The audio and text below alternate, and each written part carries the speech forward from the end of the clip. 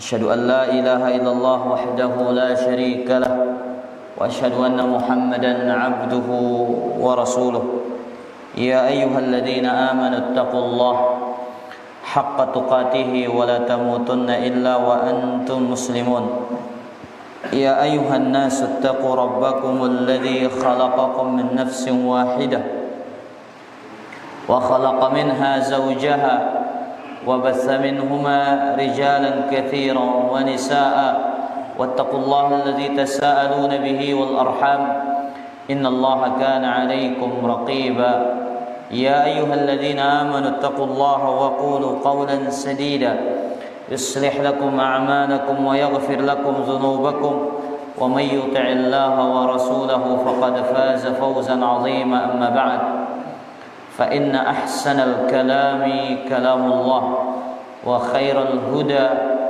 هدى المصطفى صلى الله عليه وآله وسلم وشر الأمور محدثاتها وكل محدثة بدعة وكل بدعة ضلالة وكل ضلالة في النار. Jamaah kaum muslimin dan kaum muslimat rahimani wa rahimakumullah.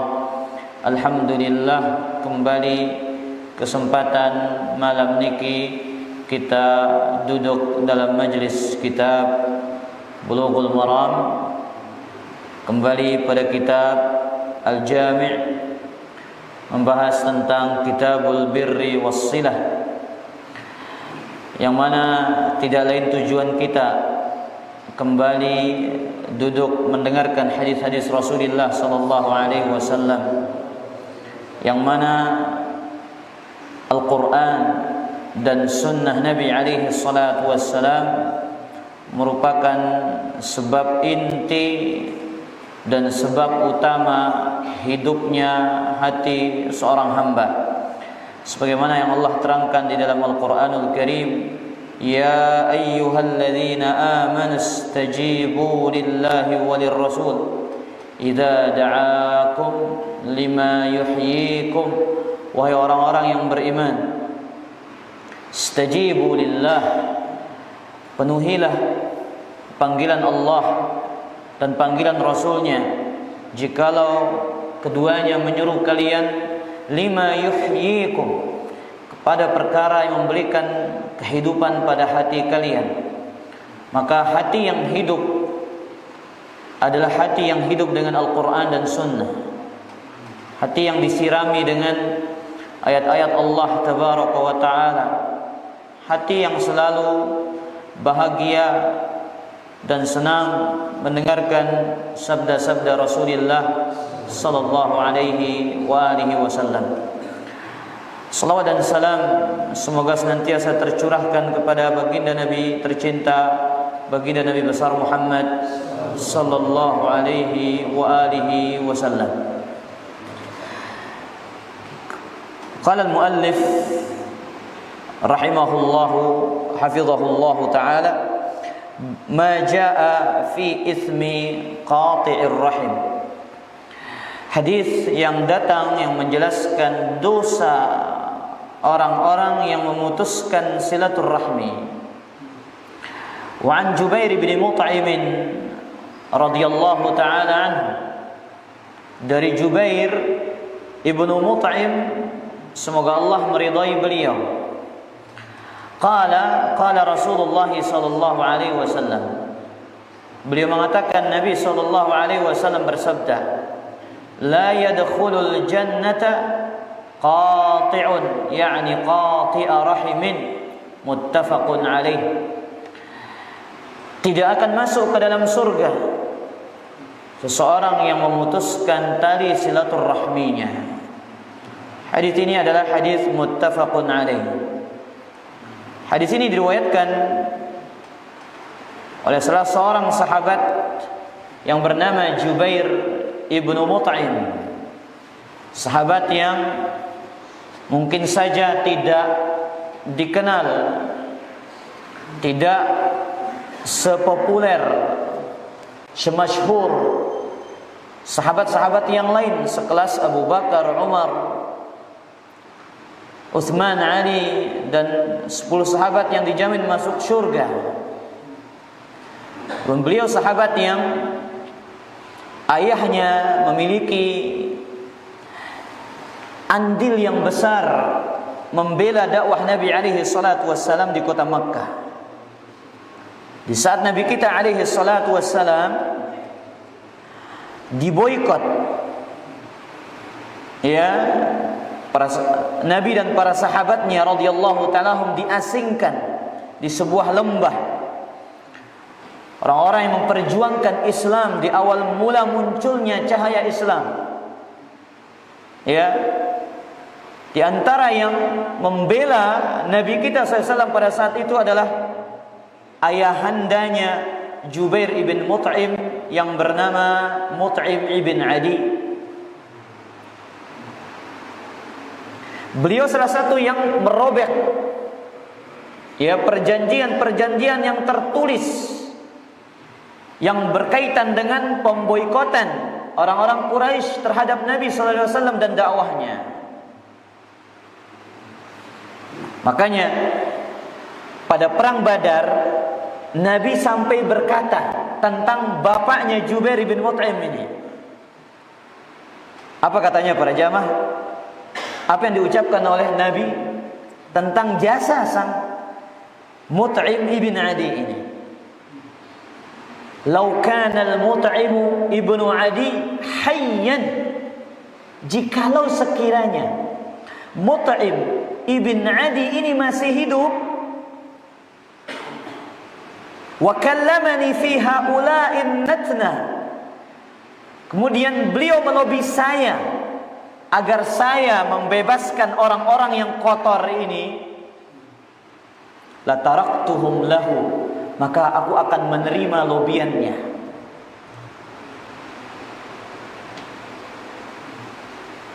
Jadi ini kemuliaan ayahandanya Jubair bin Mut'im radhiyallahu ta'ala anhu. Nah, Jubair bin Mut'im ini ikhwatal iman, sahabat yang masuk Islam karena mendengar bacaan Nabi sallallahu alaihi wasallam pada salat maghrib. Nabi salat maghrib. Pada saat itu beliau masih menjadi seorang musyrik. Ya, dia diikat di halaman Masjid Nabawi pada saat itu. Apa katanya? Sami'tu Nabi sallallahu alaihi wasallam yaqra'u fil maghribi bit-tur. Aku mendengar Nabi sallallahu alaihi wasallam membaca ketika salat maghrib surat At-Tur. Falamma balagha hadhihi al-ayah, Nabi kita terus membaca sampailah pada ayat am khuliqu min ghairi syai'in am humul khaliqun am khalaqus samawati wal ard bal la yuqinun am indahum khazainu rabbika am humul musaitirun. Apa katanya? Kada qalbi an yatir. Lihat, ayat ini yang menjadikan beliau tersentuh. Am khuliqu min ghairi syai'in am humul khaliqun. Apakah mereka diciptakan tanpa sesuatu apapun, ataukah mereka sendiri yang menciptakan mereka? Apakah mereka yang menciptakan langit dan bumi? Akan tetapi apa yang mereka katakan, mereka tidak pernah meyakininya. Apakah mereka yang memiliki perbendaharaan Rabbmu? Apakah mereka yang berkuasa? Apa katanya? Kada qalbi an yatir. Hampir-hampir jantungku copot. Roh jamak nentong jantungku. Ya, saking tersentuhnya Jubair bin Mut'im radhiyallahu taala anhu, ya, dengan ayat yang mulia ini. Baik. Kita masuk kepada hadisnya. Berkata Syekh Abdullah Al-Fauzan, beliau mengatakan al-haditsu dalilun ala tahrimi qati'atir rahim wa anna dzalika min kaba'iriz dzunub. Hadis ini menunjukkan haramnya memutus tali silaturahmi, dan ia termasuk dosa besar. Li thubutil wa'idi 'ala al-qati'ati min al-kitab was sunnah.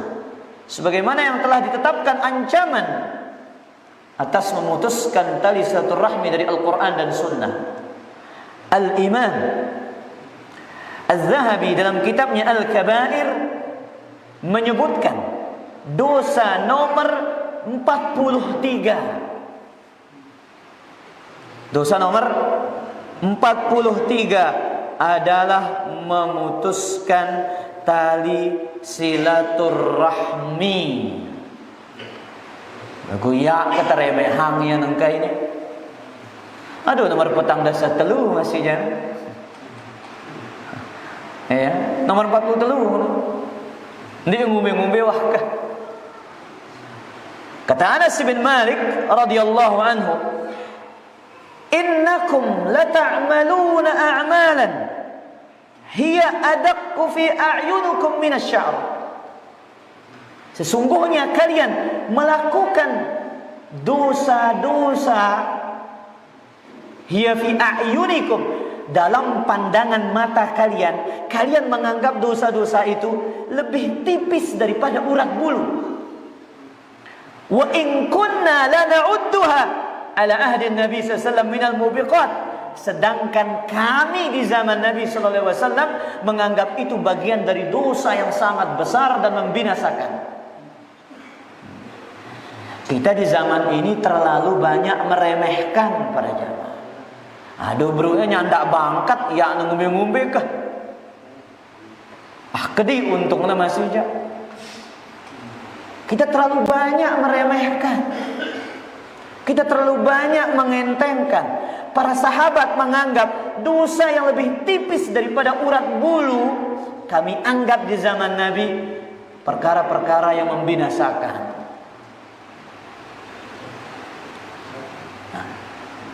Kepada jamaah yang dimuliakan oleh Allah, ya, bagaimana para sahabat Nabi mengagungkan perintah dan larangan. Tidak seperti kita, ya. Kadang dikasih singgungan pun tidak merasa tersinggung. Dikasih dalilnya bukan mengkhawatirkan diri, tapi mengkhawatirkan orang lain. Lihat Abdullah bin Umar punya pintu tempat beliau masuk di Masjid Nabawi.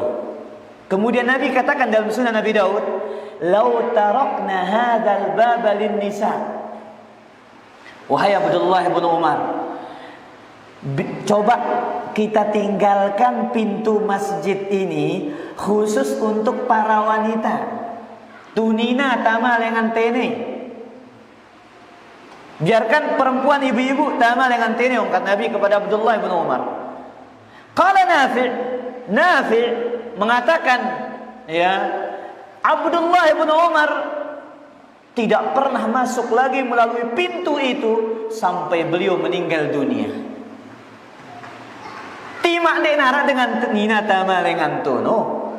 Tapi beliau tidak mau masuk lewat situ. Karena apa? Mereka memperhatikan betul, mengagungkan betul perintah Nabi sallallahu alaihi wasallam. Ya pertama dengan lawang nene jak, khusus tunina dengan tene dekat. Tapi itu betul dipraktekkan sampai meninggal dunia, tidak masuk lagi lewat pintu itu. Aduh, masih jadi naratama, lamun ita kan nganong kata. Aduh naratama dengan tene. Aduh ini mengumpe campur gaurus keji. Darurat. Kita ini terlalu banyak meremehkan. Makanya kata liman azani Allah wa iyyakum, Abdullah bin Mas'ud mengatakan dalam Sahih Al-Bukhari, "Innal mu'min yara dzunubahu ka'annahu qa'idu tahta jabalin yakhafu an yaqa'a alaih." Orang yang beriman memandang, melihat dosa-dosanya seperti orang yang duduk di bawah gunung. Ia khawatir gunung itu akan jatuh menimpa dirinya. Dengan beriman, Kita dosana merangkun tokol di bawah gunung. Ya. Dia takut gunung itu akan jatuh kepada dia. Wa innal fajir, sungguhnya orang-orang yang melakukan dosa, orang-orang yang banyak berbuat dosa, yara dzunubahu, ya, ka'annahu dzubab, melihat dosanya seperti seekor lalat, yaqa'u ala anfihi, yang hinggap di hidungnya, faqala hakadha, cuman dikipas, pergilah seolah-olah tidak pernah terjadi sesuatu. Orang biasa melakukan dosa, kata Abdullah bin Mas'ud, maraangkun kelikit si ya ndeket le hidungna karing nakane, wah lalu wah seolah tidak terjadi apa. Baik, para jemaah yang dimuliakan oleh Allah Azza wa Jalla, bagaimana Allah Tabaraka wa Ta'ala menyebutkan tentang dosa dari memutus silaturahmi ini. Yang pertama, pemutus silaturahmi dilaknat oleh Allah. Dalam surat Muhammad ayat ya ke-22 sampai 23, Allah menyatakan, "Fahal asaitum in tawallaitum an tufsidu fil ardi wa tuqatti'u arhamakum." Apakah sekiranya jikalau kalian berkuasa di atas muka bumi, kalian akan melakukan kerusakan, kalian akan memutuskan silaturahmi kalian. Ulaika alladzina la'anahumullah, merekalah orang-orang yang dilaknat oleh Allah. Fa asammahum wa a'ma absarahum, Allah jadikan mereka tuli dan Allah jadikan pandangan mereka buta. Mereka dikatakan apa? Dilaknat. Ulaika alladzina la'anahumullah. Sedangkan kita beramal, salat, puasa, menuntut ilmu, melakukan berbagai macam ketaatan, tujuan kita satu, mendapatkan rahmat Rabbul Alamin, rahmat Allah Azza wa Jalla. Sekarang amalan ini menjadikan kita terusir dari rahmat Allah, yang mana orang-orang terlaknat adalah orang-orang yang terusir jauh dari rahmat Allah Tabaraka wa Ta'ala. Sebutkan oleh Syekh ya Ibrahim Al-Hamid dalam kitabnya Qati'atul Rahim, ada beberapa bentuk orang tersebut dikatakan dia memutus silaturahminya.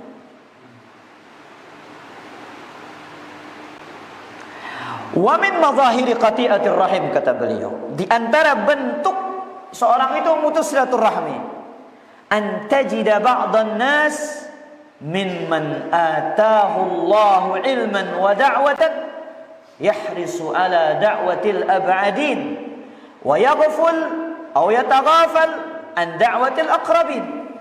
Ada orang yang Allah berikan dia ilmu, Allah beri karuniakan kepadanya ilmu dan dakwah, tapi dia lebih semangat mendakwahi orang lain daripada mendakwahi karib kerabatnya. Ini terutama teguran bagi orang-orang yang berilmu ini. Kata beliau, wa hadza la yanbaghi fal aqrabuna aula bil ma'ruf.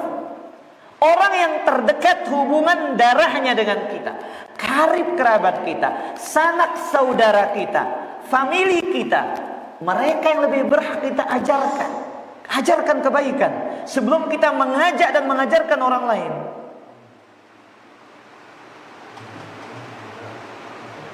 Makanya ikhwatal iman azani Allah wa iyyakum, Allah katakan dalam surat Asy-Syu'ara itu kepada Nabi Muhammad SAW, wa anzir ashiratakal aqrabin, berikanlah peringatan kepada ya karib kerabat terdekatmu. Baik. Wa min madhahiril qati'ah, di antara bentuk memutus silaturahmi, tahzibul aqarib. Mengkotak-kotakkan karib kerabat. Mengkotak-kotakkan keluarganya.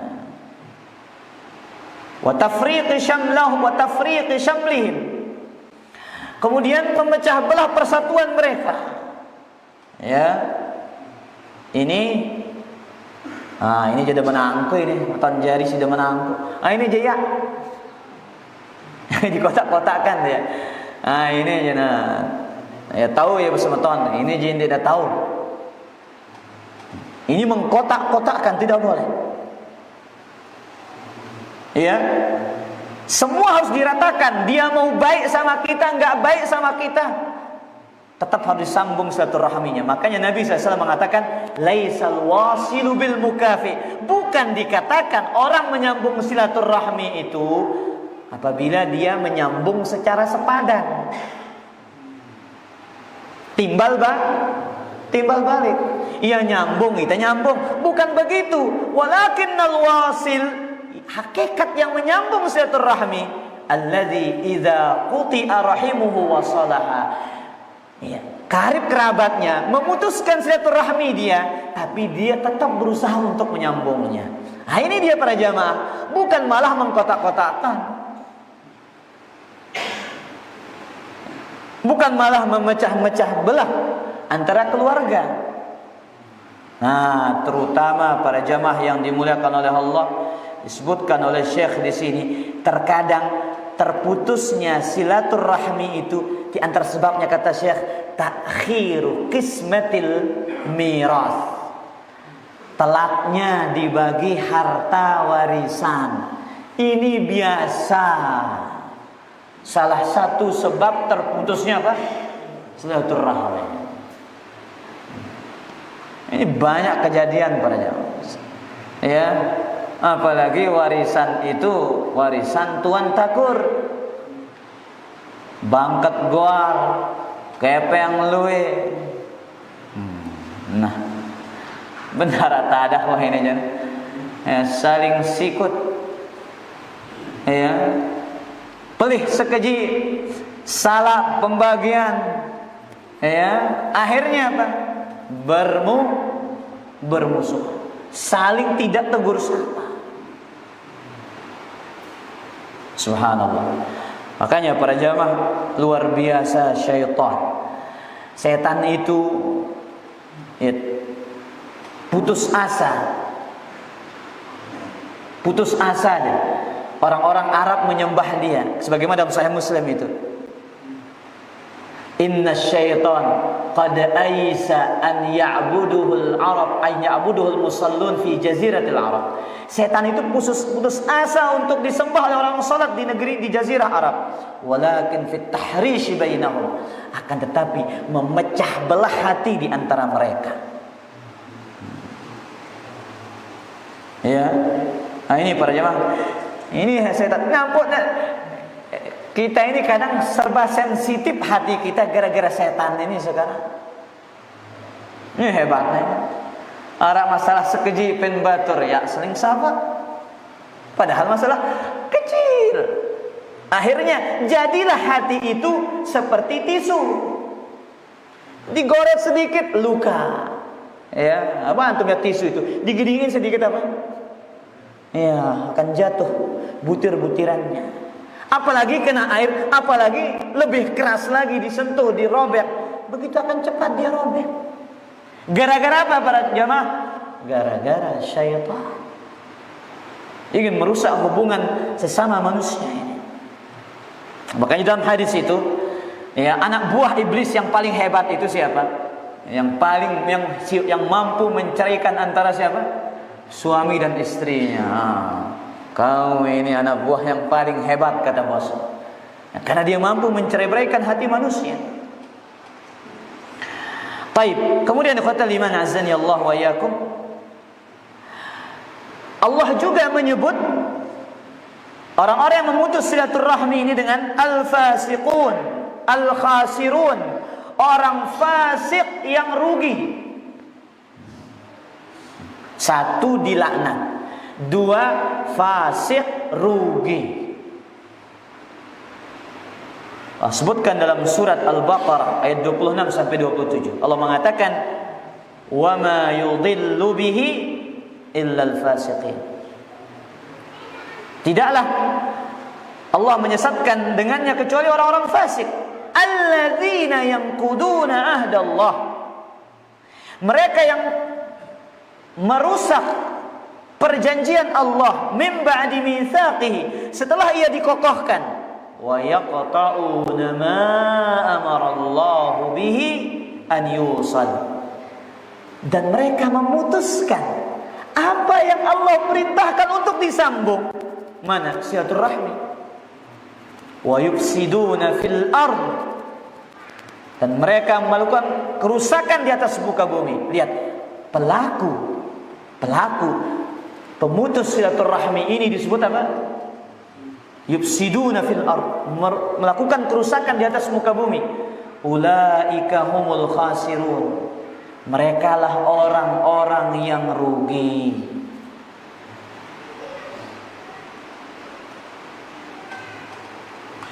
Para jamaah yang dimuliakan Allah, sebelum kita lanjut, saya lupa membacakan. Kata Ali bin Husain, cucunya Ali bin Abi Thalib, apa kata beliau? Ya bunay, wahai anakku, la tashabanna qati'a rahimin. Jangan bergaul dengan pemutus silaturahmi.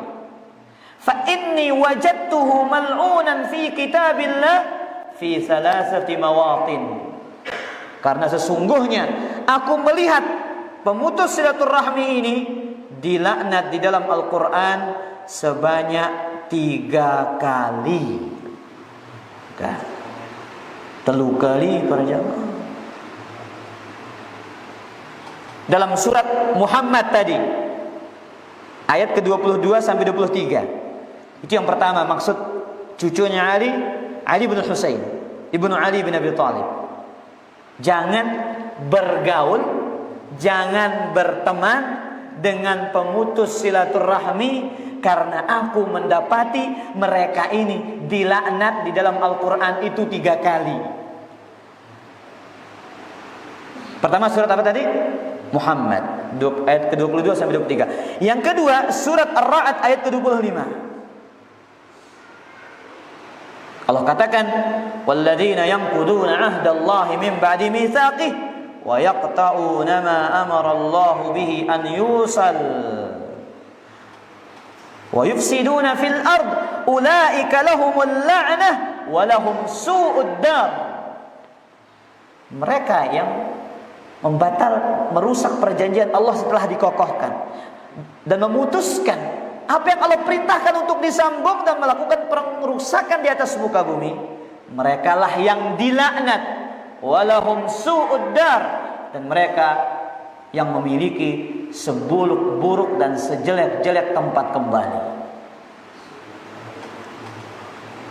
Kemudian yang tadi yang kita baca surat Al-Baqarah ya ayat ke-27. Baik. Kemudian ikhwatal iman, azani Allah wa iyyakum. Keburukan yang ketiga bagi pemutus silaturahmi, qati'ur rahimi tu'ajjalu lahu al-'uqubatu fid dunya wal 'adzabul akhirah.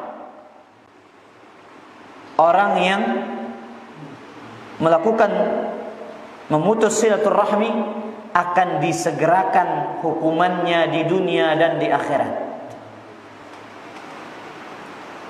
Sebagaimana hadis Abu Bakar As-Siddiq radhiyallahu taala anhu, hadis riwayat Imam At-Tirmidzi, Abu Dawud dan Imam Ibnu Majah dalam sunannya.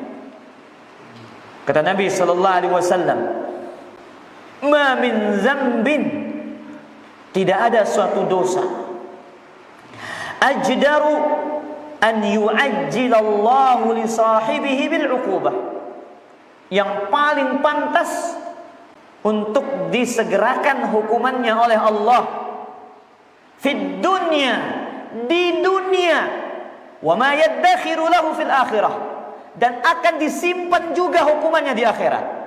Double ini para jamaah. Double hukuman disegerakan di dunia, kemudian akan disimpan pula di akhirat. Minal baghi wa qati'atir rahim, dosa kezaliman dan memutuskan silaturrahim.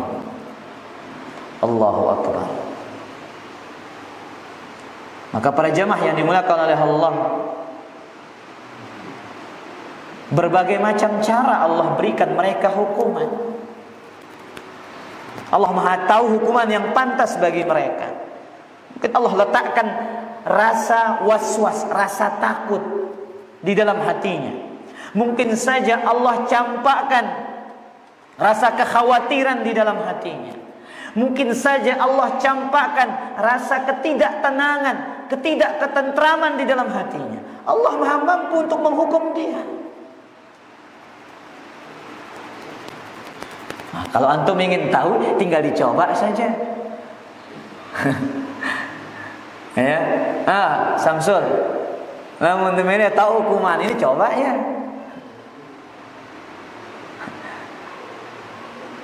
Ya, kalau ragu-ragu tinggal dicoba. Memutuskan apa? Silaturahmi. Atau bisa saja Allah akan jadikan rezekinya apa? Seret. Kenapa? Orang yang menyambung silaturahmi itu rezekinya akan diperluas oleh Allah. Taib hukuman yang kejelekan yang keempat, pemutus silaturahmi, Allah tidak akan terima amalannya. La ilaha illallah. Ini bahaya ini. Dengan si mutus silaturahmi ya atau terima amalannya. Sebagaimana hadis riwayat Imam Ahmad, dihasankan oleh Imam Al-Albani dalam Sahih At-Targhib wa Tarhib, dari Abu Hurairah radhiyallahu anhu, inna a'mal bani Adam tu'radu 'ala Allah tabaraka wa ta'ala 'ashiyata kulli khamisin lailatal jum'ah. Sesungguhnya amalan anak manusia ini dilaporkan kepada Allah setiap sore hari Kamis, malam berarti Rubin lai. Mungkin iki kelam Sabtu, berarti Rubin lai. Nelaporang amalan teh ini. Nih, jelo ini ya, sholatnya telat, sibuk dunia, ngaji, ya, lelah mita dunia, laporan, nih, ya, nggawe riba, nih, nggawe syirik, semuanya dilaporkan. Fala yuqbalu amalu qati'ir rahim, dan tidak akan diterima amalannya orang yang memutus silaturahmi. La ilaha illallah. Tidak akan diterima amalan orang yang memutus silaturahmi. Berarti ya narak kenana doa bilang subuh no nenek.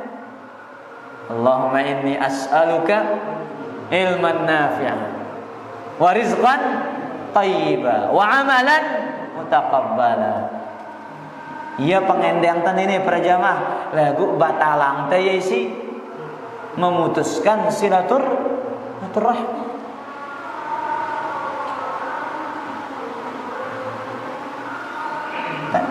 Ini keburukan-keburukan para jamaah. Tapi cukuplah satu keburukannya hadis yang kita bahas ini. Tidak akan masuk surga orang yang memutuskan tali silaturahim. Ya jelas para jamaah, kita ini siang hari, siang malam beribadah kepada Allah. Lelah, letih, payah. Tujuannya apa? Surga. Masuk surga. Demi Allah para jamaah, kalau bukan karena kita percaya dengan surga, kita tidak akan pernah beramal. Jadi karena iman kita terhadap surga Allah, ya, dengan kenikmatan tiada tara dan tiada tanding, kenikmatan abadi, itu yang mendorong kita untuk terus berbuat dan beramal. Makanya Nabi sallallahu alaihi wasallam, metode beliau berdakwah itu targhib, tarhib, seimbang. Kasih motivasi, ini pahala, ini ganjaran, kasih juga ancaman. Jangan hanya kasih apa? Anjuran, pahala, motivasi, sehingga roja lebih dominan daripada khauf. Begitu pula, jangan ancaman terus, sehingga khauf lebih dominan daripada roja.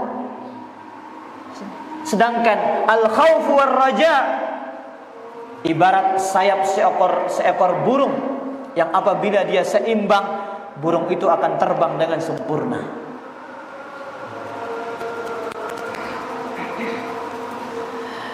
Kemudian ikhwatal iman azzani Allah wa iyyakum. Kemudian kata Syekh,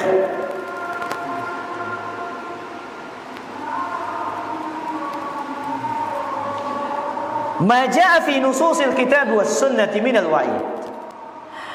Apa-apa yang telah datang dari dalil Al-Qur'an dan sunnah yang menyebutkan ancaman, huwa min nataiji qati'atir rahim wa madarruha, yang kita sebutkan tadi.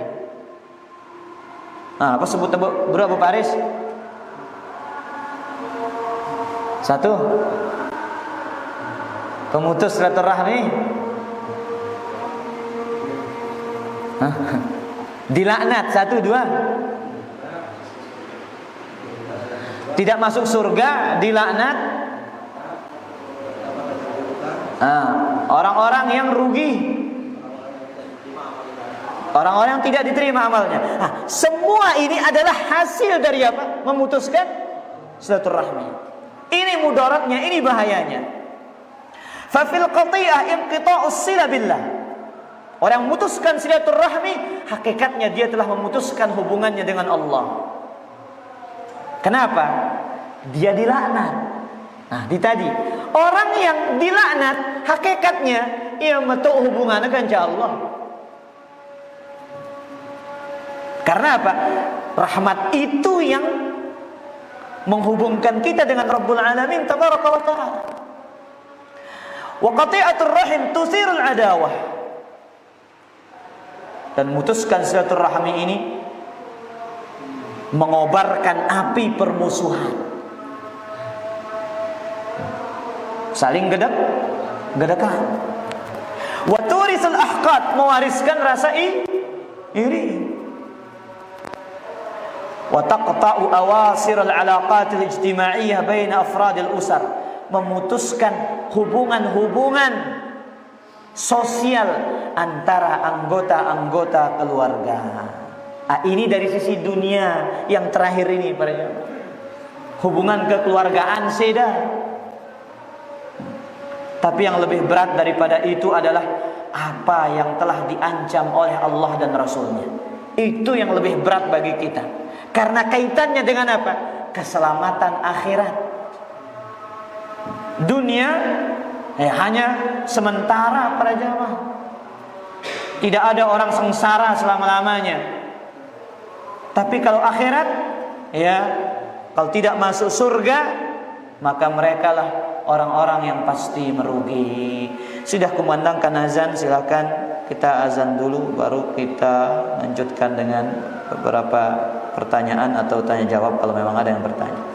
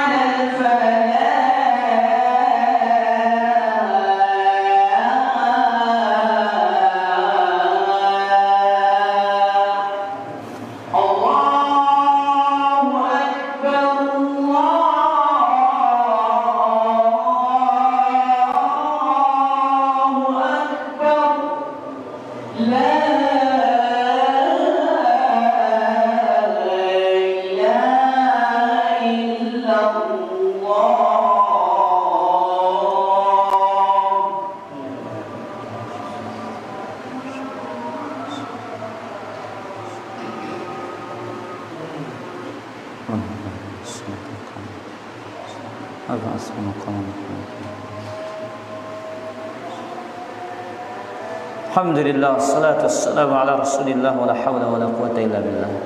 Abu Faris. Keluarga Ustaz, kebetulan kita punya keluarga perempuan Ustaz. Nah, bilang itu anu balena para orang ngelamasin. Si pertama Ustaz. Oke, terus. Kangen dia dia masih bang ya. Bilangnya Ustaz, pokoknya bilang betul sakit kangen Ustaz. Lalu karena kita dengar kata-kata hadis, kalau bisa amalan aku mungkin tegawai Ustaz. La ilaha illallah. Jadi Abu Faris bertanya katanya, "Ita lalu loh keluarga mele nyambung silaturahmi. Lagu bilang teketuk parani tengelamasin teka. La ilaha illallah. Kedoang datang pengelamasin doang. Tahun tak ingat ini gedak kita kan? Tapi kalau kita ingat hadis Nabi, urung kita gedak. Bagaimana hukumnya? Ya urusan dia mau ngomong ngelamasin atau tidak ngelamasin itu urusan dia. Ya. Maka sekali-kali jangan kita yang datang makan, tapi kita yang bawa makanan. Ya. Besang Abu Faris kata tangan kosong doang ruangan ini. Ya. Jadi dia yang ngumbe-ngumbe malah dengan sasak no, jarang mondong CC. Nah. Apa kenapa para jamaah? Yang jawang diri no makanan yang akan atau no. Ya kayak kuda itu. Dia yang punya kuda bawa apa? Ya, bawa CC di atas bongkor jaran no. Barah ya kadung ngembang jaran no mangan. Jelas Bu Faris? Ya, jadi agar kita jangan dikatakan ngelamasin, jauh anges sekali-kali. Ya, jauh anges beras ke, jauh anges buah-buahan. Ya. Kalau memang tidak punya apa-apa, datang tanya kabarnya, ndak harus makan di sana. Ya, lagu ndak kedatang, assalamualaikum, kan segulang nasi dulu. Lapar itu ini, cocok seneparan ngelamasin ini jana. Wallahu ta'ala ala wa'ala. Nah, lanjut ke. Kita kan sudah capek-capek ibadah, capek-capek bermuamalah Ustaz. Nah, ada tapi satu keluarga kita tidak sama siapa gitu. Pas kita ketemu kita sendiri baik. Berarti kena kita dalam depan. Ada keluarga yang kita memutuskan silaturahmi dengan dia. Tentu masalah tidak tegur sapa, boikot dan memboikot ini para jamaah ada sebab dunia dan ada sebab syar'i. Sebab syar'i seperti kita menghajar, ini babnya berbeda. Bab hajar ini babnya beda.